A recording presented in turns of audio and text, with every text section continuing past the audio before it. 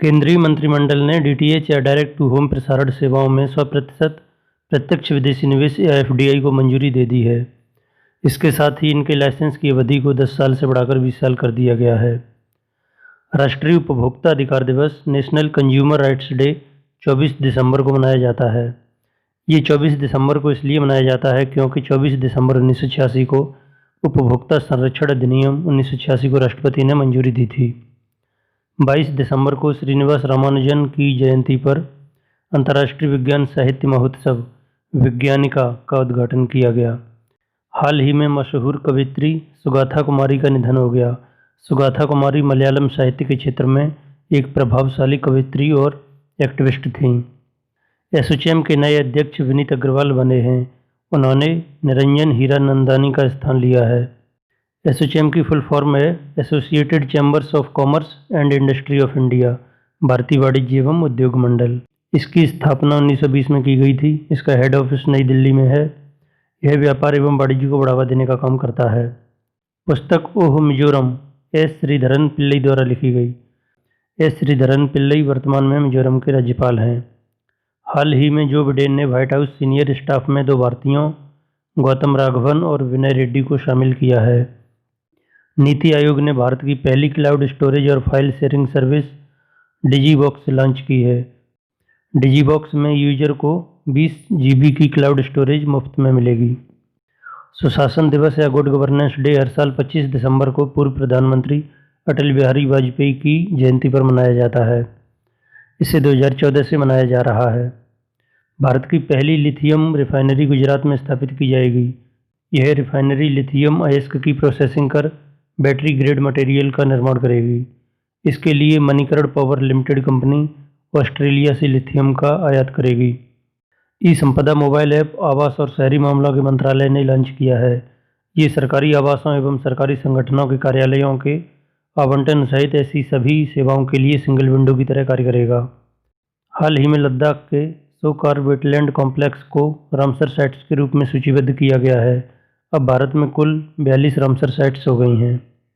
कर्नाटक सरकार ने किसानों को कृषि से संबंधित सभी जानकारियां प्रदान करने के लिए फ्रूट्स पोर्टल लॉन्च किया है।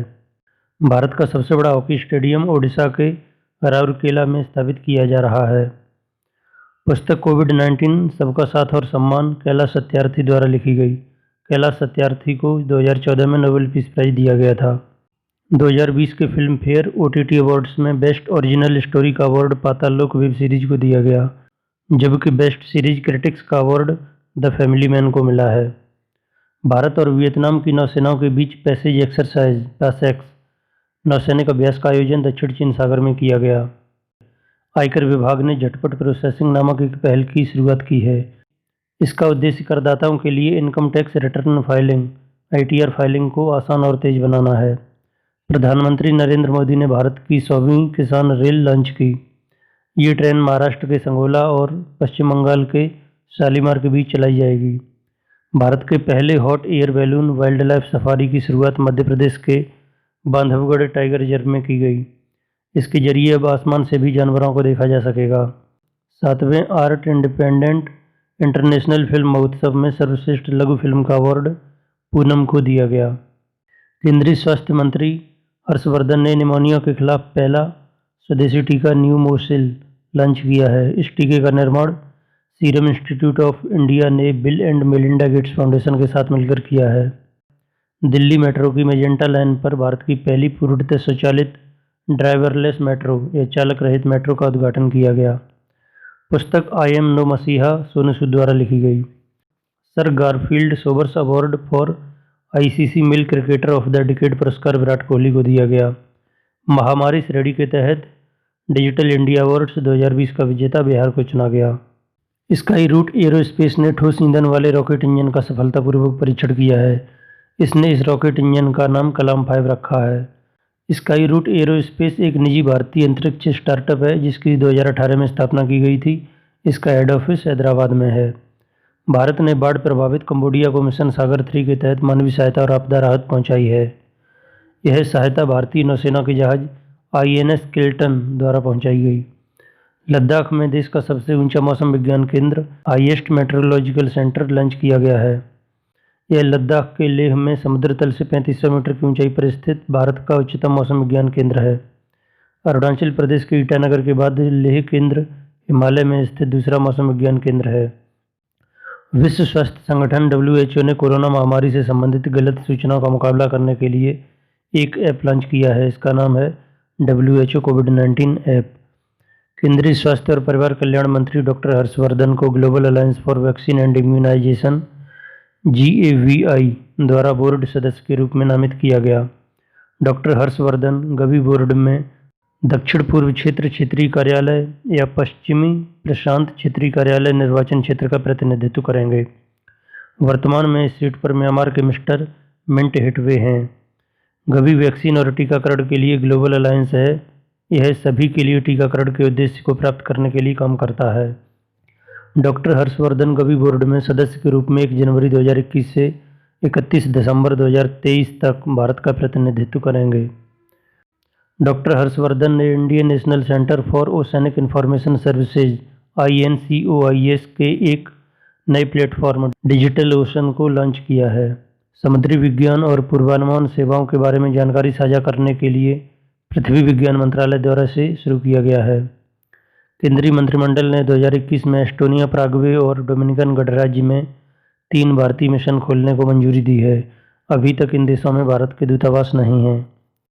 विदेश मंत्रालय ने भारतीय डायस्पोरा से जुड़ने के लिए ग्लोबल प्रवासी रिश्ता पोर्टल एवं ऐप लॉन्च किया है। इसका उद्देश्य भारतीय डायस्पोरा, भारतीय दूतावास और विदेश मंत्रालय के बीच एक 3-वे कम्युनिकेशन विकसित करना है। पूरे विश्व में लगभग 3.12 करोड़ भारतीय डायस्पोरा हैं, जिसमें लगभग 1.38 करोड़ PIOs मतलब पर्सन्स ऑफ इंडियन ओरिजिन और 1.78 crore NRIs non resident Indians हैं। सतीश धवन सैटेलाइट SDSat आम लोगों में अंतरिक्ष के प्रति जागरूकता फैलाने के मकसद से आम लोगों का नाम स्पेस में लेकर जाएगा। फरवरी में ये सैटेलाइट लॉन्च किया जाएगा। Doctor Narendra Dabholkar memorial award के वीरमणि को दिया गया। 21 साल की RA राजेंद्रन देश की सबसे कम उम्र की मेयर बन गई हैं। उन्हें केरल की राजधानी तिरुवनंतपुरम से मेयर पद के लिए चुना गया है। आवासीय और शहरी मामलों के मंत्रालय द्वारा विशाखापत्तनम नगर निगम को सर्वश्रेष्ठ नगर निगम के रूप में चुना गया है। भारत का पहला पॉलिनेटर पार्क या परागकण पार्क उत्तराखंड के हल्द्वानी में स्थापित किया गया है। इसमें मधुमक्खियों से लेकर पक्षियों तक की करीब 40 प्रजातियों को संरक्षित किया गया है। संतूर वादक पंडित सतीश व्यास को तानसेन सम्मान से सम्मानित किया गया।